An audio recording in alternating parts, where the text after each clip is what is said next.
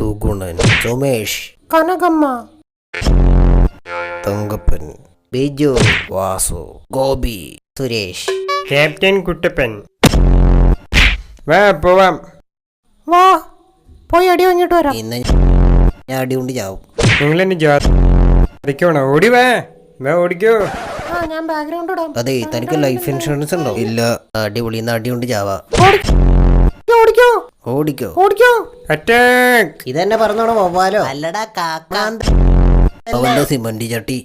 അയ്യോ ചട്ടിയെ പറയണ. ഇവിടെ വാടാ, നിന്റെ കൈ ഞാൻ ഇങ്ങനെ തിരിച്ചിട്ട് അയ്യോ ഐ ലവ് യു ഉമ്മ.